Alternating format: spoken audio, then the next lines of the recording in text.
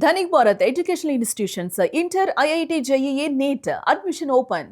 నమస్తే రమేష్ గారు. నమస్తే మ్యామ్. రమేష్ గారు, పోక్సో చాలా మంది పోక్సో కేసు గురించి ఒక రకంగా చెప్పాలంటే లాస్ట్ ఇయర్ కోర్టు మూవీ వచ్చిన తర్వాతే పోక్సో అనేది బాగా చాలా మందికి తెలుసు. బట్ ఈ చట్టం అనేది ఎప్పటి నుంచో ఉంది, కానీ ఈ మధ్యకాలంలో పోక్సోకి చాలామంది భయపడుతున్నారు అని ఒక పక్కన చెప్తున్నా, ఏ అఘాయిత్యాలు కూడా ఆగట్లేదు అని ఇంకో రకంగా చెప్పుకోవచ్చు. రీసెంట్గా చూసుకుంటే ఖమ్మంలో జరిగిన ఘటన గురించి మనం మాట్లాడుకుందాం. ఎంత బ్రూటల్గా జరిగిందంటే అది సోషల్ మీడియా మొత్తం ఇప్పుడు అదే చర్చనీయాంశంగా ఉంది. సో అసలు పోక్సో గురించి మనం డిస్కస్ చేద్దాం. తప్పకుండా అండి. Yeah sir. పోక్సో అంటే protection of children from sexual offences అంటారు. ఈ యాక్ట్ తీసుకొచ్చారు 2012లో. ఓకే. పోక్సో అనే చట్టం అనేది ఆ చట్ట ప్రకారం చైల్డ్ సేఫ్టీ గురించి వచ్చిన చట్టం. అది అబ్బాయికి వర్తిస్తుంది, అమ్మాయిలకు కూడా వర్తిస్తుంది. సినిమాలలో కావచ్చు, డిబేట్స్ కావచ్చు, అమ్మాయిల పైన జరిగినప్పుడు మాత్రమే ఈ చట్టం వెలుగులోకి వస్తుంది తప్ప అబ్బాయిల పైన కూడా జరుగుతుందనే విషయం చాలా మందికి తెలియదు. అబ్బాయిల మీద కూడా ఉంటుందా? నాకు కూడా తెలియదు. ఉంటుంది మేడం. ఓకే. చైల్డ్ అంటే అబ్బాయి కావచ్చు, అమ్మాయి కావచ్చు. రీసెంట్గా ఒక కేసు ఏంటంటే, ఒక సోన్స్ ఒక ఇన్స్టిట్యూషన్లో ఒక అతను వర్క్ చేస్తాడు. వాళ్ళిద్దరు busy, wife and husband busy. వాళ్ళ బాబుని వాళ్ళ అపార్ట్మెంట్లో పక్కింటి అంకుల్ దగ్గర వదిలిపెట్టి వెళ్ళిపోతున్నారు. అంకుల్ దగ్గరే వదిలిపెట్టి వెళ్ళిపోతున్నారు. ఓకే. అబ్బాయిని అంకుల్ దగ్గర వదిలిపెడుతున్నారు బాబుని. వాళ్ళు ఒక 6-7 గంటలు వచ్చేస్తారు. వాళ్ళు ఈ బాబు 5 o'clock రాగానే వాళ్ళ ఇంటికి వెళ్ళిపోతాడు. వచ్చిన తర్వాత వాళ్ళు తీసుకుని వెళ్ళిపోతారు. ఇలా జరుగుతుంది. కొన్ని రోజులైన తర్వాత బాబు కొంచెం సిక్ అయిపోయాడు. వాళ్ళు అడిగారు, ఎందుకు ఇట్లా బలహీనంగా అయిపోయినావు, ఏంటి ఏమైంది అని అడిగితే, పక్కింటి అంకులు నాతోని ఇల్లీగల్గా కొన్ని సెక్సువల్ అఫెన్సెస్ చేస్తుందని చెప్పేసి, అసలు ఏం జరిగిందని అంటే ఆ అబ్బాయి బాగా అడిగితే చెప్పాడనమాట. అంటే అన్యాచురల్ సెక్స్ చేస్తున్నాడు ఆ బాబుతోని. ఆ బాబు సిక్ అయిపోయాడు. అడగంగా ఆ బాబు చెప్పడం జరిగింది. వాళ్ళ అమ్మ నాన్న అది చెప్పరాని బాధ వాళ్ళకి. అసలు అమ్మాయిల పైన జరుగుతుంది అనుకుంటే ఈ అబ్బాయిల పైన జరగడం అని చెప్పేసి, పాపం చైల్డ్ అనేసరికి అబ్బాయిలకు కూడా సేఫ్టీ లేదు. ఎందుకంటే వినడానికి మనకి కొత్తగా అనిపించవచ్చు, లేకపోతే ఇది అసలు నిజంగా జరిగిందన్న డౌట్ మనకు కూడా వస్తుంది. బాడీ అంతా అసలు మీరు చెప్తుంటే అబ్బాయిలకు కూడా ఇలా ఉందా పాపం అనిపిస్తుంది. అలా జరిగిపోయింది. కాబట్టి ఆ పోక్సో యాక్ట్ కింద అది జరిగినప్పుడు అతని పైన కేసు పెట్టడం జరిగింది. దాని తర్వాత అతనికి దాదాపు ఒక 16 years జైలు శిక్ష కూడా పడింది అతనికి. ఎవరైతే ఈ అఫెన్స్కి పాల్పడ్డారో ఆ అంకులని ఎవరైతే ఉన్నారో అతనికి జైలు శిక్ష కూడా పడింది. ఎందుకంటే పోక్సో కేసులో ఫాస్ట్ ట్రాక్ కోర్ట్స్ ఉంటాయి. సాధ్యమైనంత త్వరగా 1-2 years లోపలనే అయిపోతుంది. ఇది చాలా ప్రమాదకరమైనటువంటి, చాలా డేంజరస్ ప్లస్ చాలా ఇంపార్టెంట్ యాక్ట్ అని చెప్పుకోవచ్చు. ఇక్కడ గమనించాల్సిన విషయం ఏంటంటే, పోక్సో యాక్ట్ మైనర్స్ ఎవరైతే ఉన్నారో వాళ్ళ కన్సెంట్తో ఏమైనా చేసినా సరే వాళ్ళకి తప్పకుండా జైలు శిక్ష పడుతుంది. ఈ మధ్యన ఇంకో ఇన్సిడెంట్ ఏంటంటే, గత 1 year బ్యాక్ జరిగింది ఏంటంటే, ఒక అమ్మాయి ఉంది, 17 years ఆ అమ్మాయికి, 17.5 అట్లా. చూడ్డానికి మాత్రం చాలా పెద్ద అమ్మాయిలాగా కనిపిస్తుంది. ఇన్స్టాగ్రామ్లో ఒక అబ్బాయితో పరిచయం ఏర్పడింది, చాలా ఫ్రెండ్స్ అయ్యారు, ఫొటోస్ వీడియోస్ ఎక్స్చేంజ్ చేసుకున్నారు.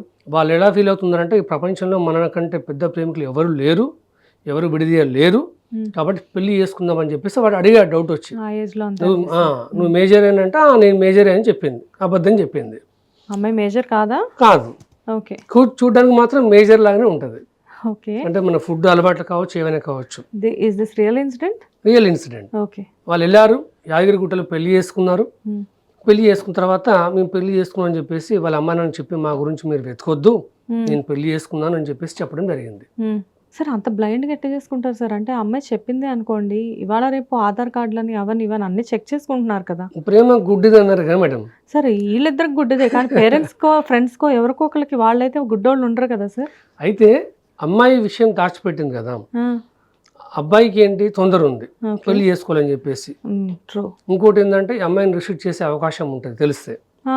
ఎవరికి ఫ్రెండ్స్ చెప్పినా ఎవరికైనా చెప్పినా సరే, being well wishers of the family, వాళ్ళ పేరెంట్స్ చెప్పారనుకోండి, ఈ అమ్మాయిని రిజిస్టర్ చేస్తారు.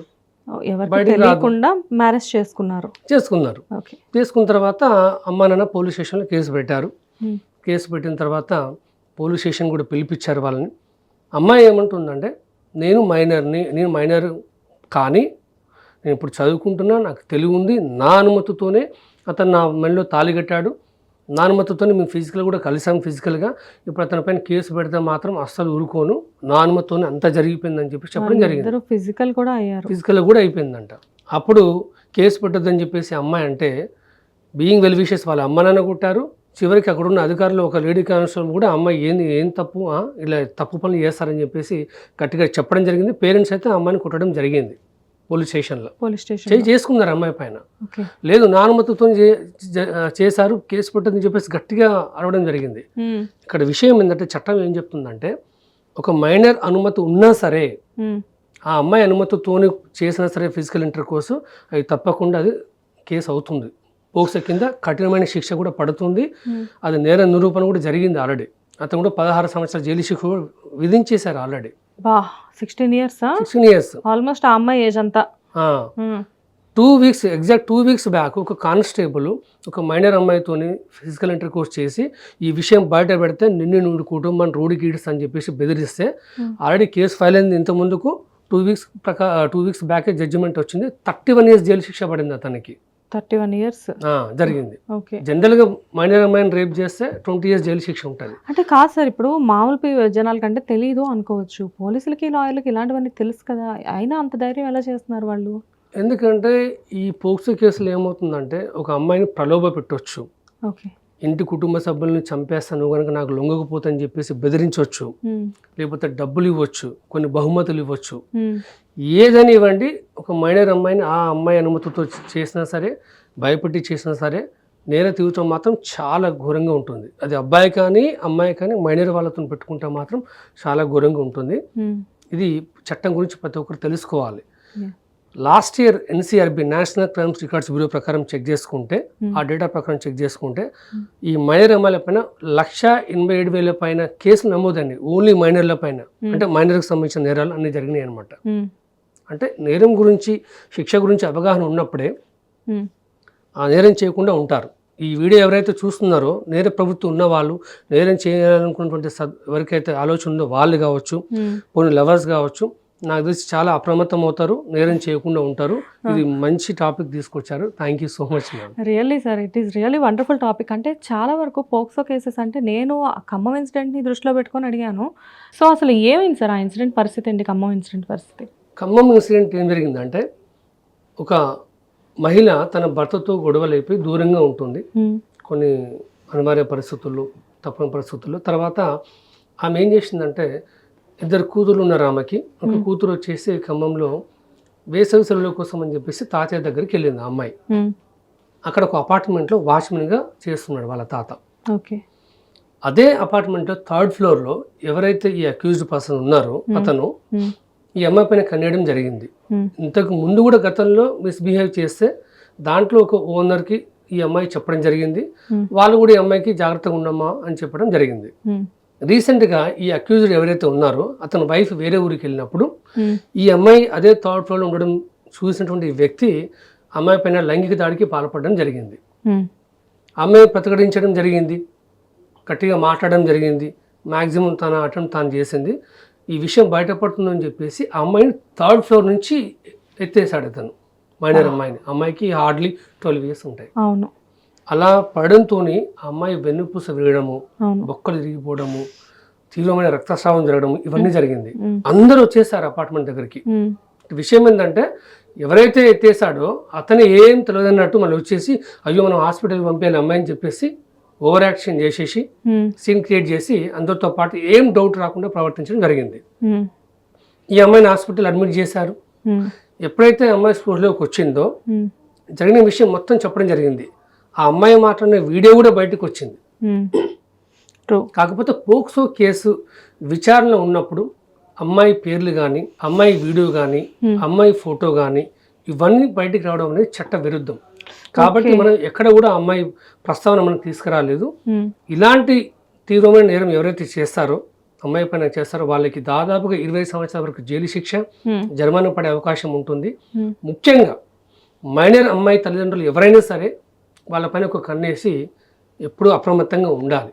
లేకపోతే ఇటువంటి సంఘటన పునరావృతం అయ్యే అవకాశాలు ఉంటాయి.